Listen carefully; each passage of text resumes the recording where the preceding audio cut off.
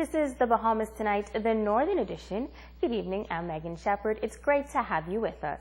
Topping news tonight, a senior officer from the Ministry of Finance on Grand Bahama today, addressing the Rotary Club's weekly meeting at the Ruby Swiss restaurant. While he discussed the upcoming implementation of the value-added tax VAT, he also addressed the country's rising debt levels.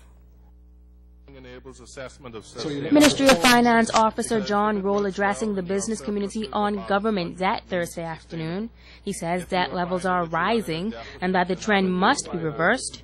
If it isn't, he says the government will eventually run into a brick wall. The debt is rising for the simple fact that our revenues are behind expenditures, and if you look, if it continues, the debt will continue to rise. So very important for the government to bridge that gap. And as I said, it's focusing on both sides of the coin. If your debt is rising, then you're spending more of your resources on debt servicing, interest.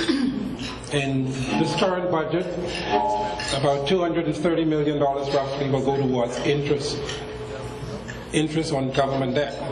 Roll says that the government must improve the fiscal situation in order to keep lenders and investors interested in the Bahamas, as well as to keep the government operating.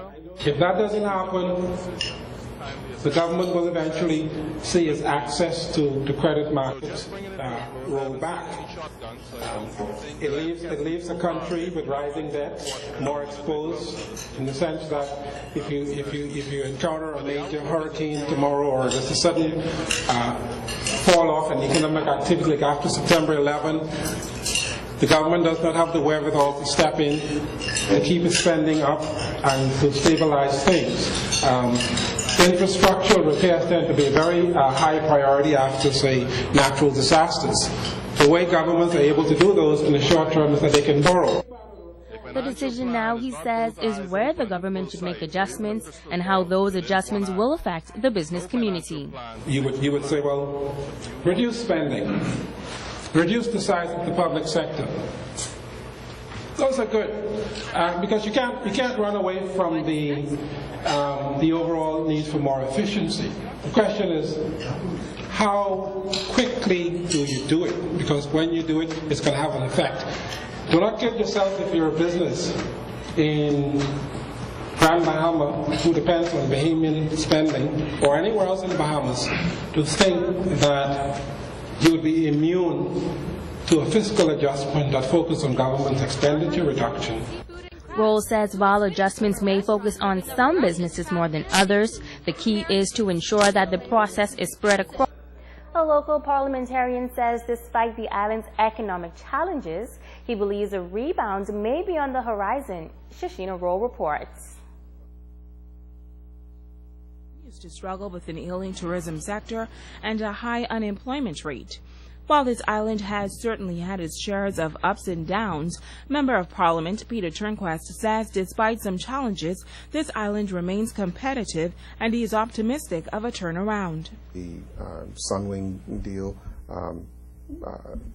gives us hope, but on the back end of that, we're not sure what's going on with Club Fortuna. And we know that they're closed at the moment, hopefully just for the season, but it is a concern.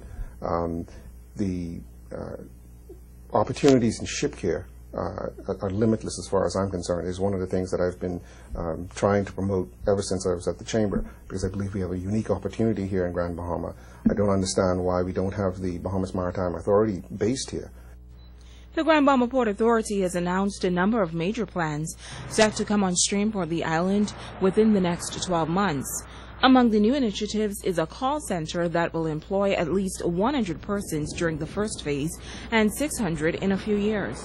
An interesting opportunity to the extent that it's going to hire, I think they said up to 100 persons, is obviously very, very encouraging.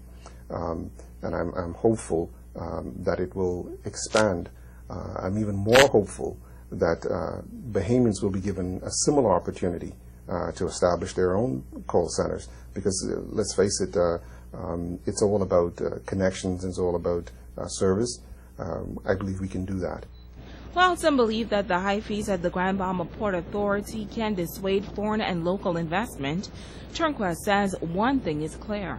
It should be fixed, not based upon turnover and these kind of things, because businesses come in with a certain expectation, and they shouldn't a year or 2 years hence find that the tables has changed and the basis of their fee calculations has changed, which changes the whole business model.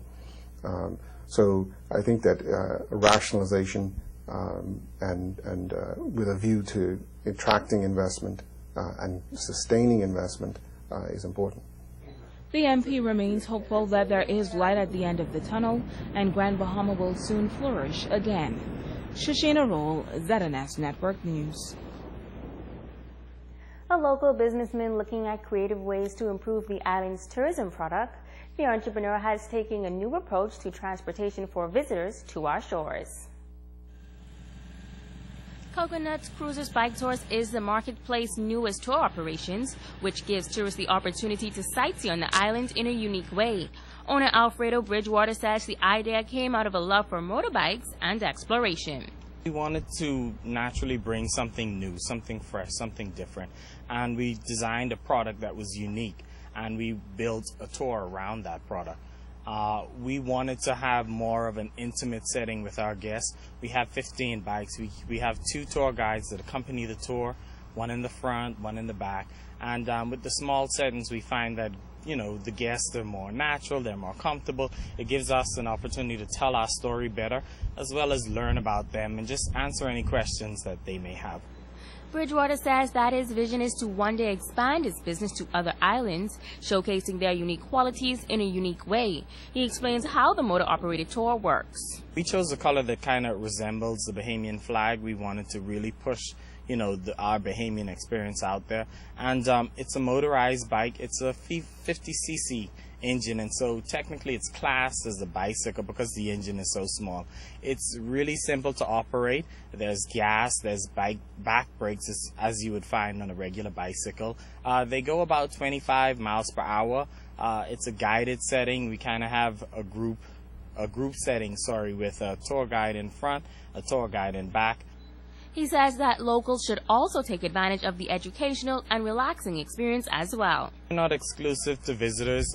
We had a group of Nasuvians from the Royal Bahamas Police Force that was over last week. And, we took them on an island tour, the same as we would do, our out-of-town guests. And, it was very educational. They learned a lot of stuff about Grand Bahama, even though some of the guests were from Grand Bahama. It still was an opportunity for them to learn stuff about their own island. Stay with us. The Bahamas Tonight continues after this.